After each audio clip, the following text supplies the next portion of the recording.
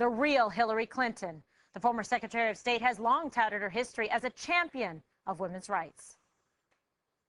Over the past 25 years, I have worked persistently on issues relating to women, children, and families. It is a violation of human rights when individual women are raped in their own communities. It is a violation of human rights when a leading cause of death worldwide among women ages 14 to 44 is the violence they are subjected to in their own homes by their own relatives. But newly unearthed audio tapes throw that claim into question. They're of Clinton in the 1980s discussing a case she took on as a young lawyer in Arkansas, the one in which she represented a man accused of raping a 12-year-old girl. Here's Hillary in her own words, laughing about how she helped get this convicted child rapist a reduced sentence. The case where I represented that guy, it was a fascinating case. It was really an interesting case. This guy was accused of raping a 12-year-old. Of course, he claimed that he did all this stuff. He took a lie detector test. I had to polygraph, which he passed, which forever destroyed my faith in polygraphs. How did it turn out? Oh, he plea bargained. We got him off. It was time served in the county jail. He'd been in the county jail about 2 months. The 12-year-old victim is now 52, and she claims Clinton went to great lengths to discredit her and, quote, took her through hell. Dana is a former prosecutor handling rape cases, child abuse, sexual assault cases. These are some of the most egregious and violent crimes that can be committed against women and children. Hillary Clinton made a choice. She was not a public defender. She took this on as private counsel and elected to represent a man and get a reduced sentence for someone who raped a child. How does this sit well with the message she's trying to communicate that she's for women and this is something she's passionate about? Well, I think that most women that support her are inclined to do so ferociously, and they are very loyal to her, and they will find some sort of way to rationalize this in their minds. They might say, well, she was just being a good lawyer. I don't know what they'll be able to say about it. One of the reasons this is happening is that Hillary Clinton is trying to have it both ways for almost too long. This actually has been known for some time, but it had been repressed by other news organizations. The Washington Free Beacon's Alana Goodwin finds the tape, she does the reporting, she puts it out there, and then what happens yesterday? The University of Arkansas bans the Washington Free Beacon from coming back because they forgot to fill out a certain form that they needed to fill out.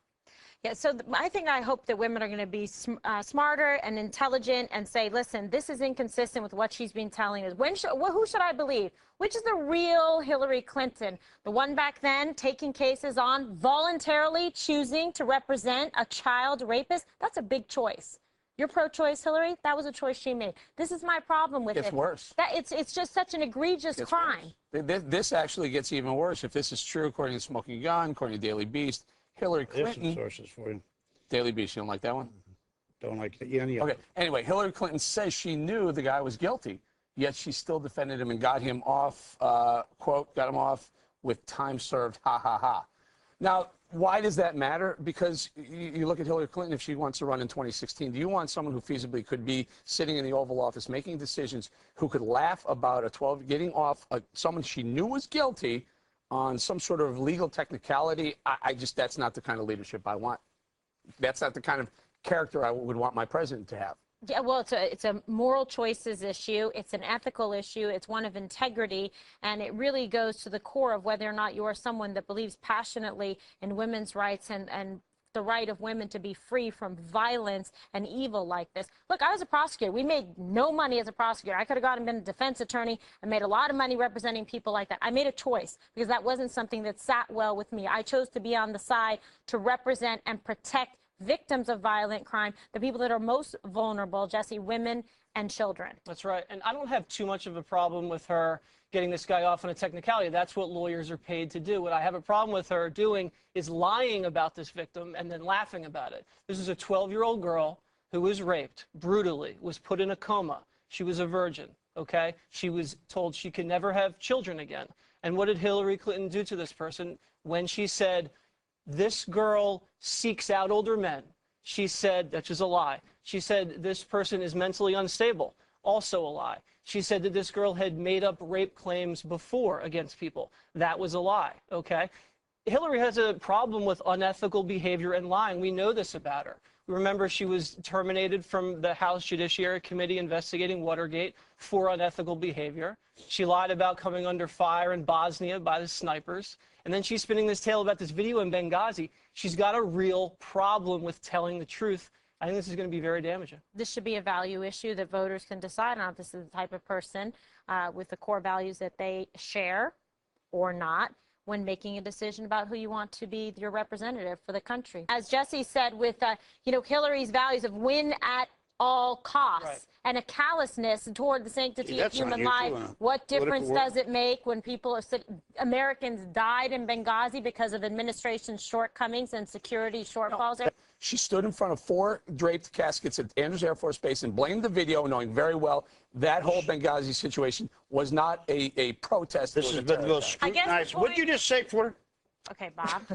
Bob, let's focus on this, the issue at hand here, because the whole platform that has been very strongly put forward by the Democratic Party and the left is, oh, the war on women, that the Republicans are committing a war on women. Is she the right choice? Is this a person with the right values? Is this a person that's 26 years of age? She was not a child, but she did traumatize a child. To this day, the woman is upset about the way she was treated, victimized by Hillary Clinton. And- she might not have been mentally unstable at the time, but you can bet being put on the stand like that and being forced to read these things about yourself, that somehow you are to blame, you are deserving of a rape, you are deserving of crimes of violence committed against you, is so far afield, so She offensive. has problems. Go The ahead. interview is from somewhere between 1983 and 1987, so she wasn't 26 when she did the interview. Correct. And I think that her recollection of it is something, I guess, that is worth pointing out as well. I also don't think she has been the most scrutinized.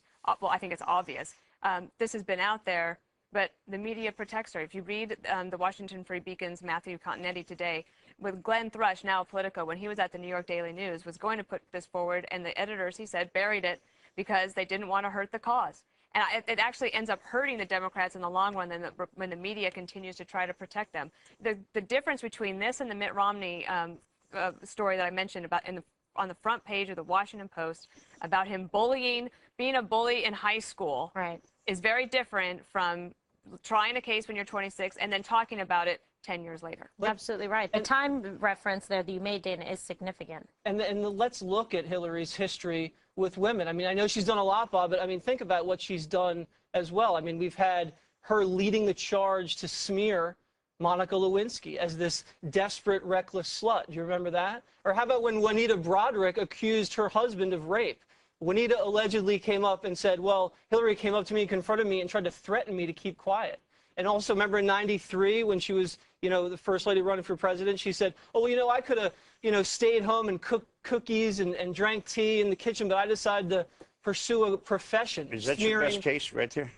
Is that my best case? Is that just what you You know what? said? These are examples of her declaring war on women when it's A politically war on convenient. somebody who was having an affair with her husband, which I grant you, she was ambitious and it hurt, and it was going to hurt her, and she didn't want to see him get hurt. She stood by her husband while he She was did, sexually and I'm surprised she harassing did. people all over the country. I don't know if that's the paradigm Well, no, of and being listen, a feminist icon. I still find it amazing she was willing to do that, but that's not for me to judge. The question of whether you're balancing her work with women against 3 or 4 instances you're talking about and coming down on the side that she's not a good representative of women is crazy. I don't think that these are 3 or 4 instances. This is like we said, a summation of her Multiple body of work, A where summation she's of her body of sided work? with people that have victimized women instead 4 of things in siding her with body of work? victims. Bob, if you're going to run on a campaign platform saying the other side's got a war against women, I'm the one. I'm your wartime consigliere on behalf of women to do what's best and fight for them, fight for women and children, then you bet you're going to get this kind of scrutiny, and it is relevant, and it's especially relevant that she brings it up 10 years later and her attitude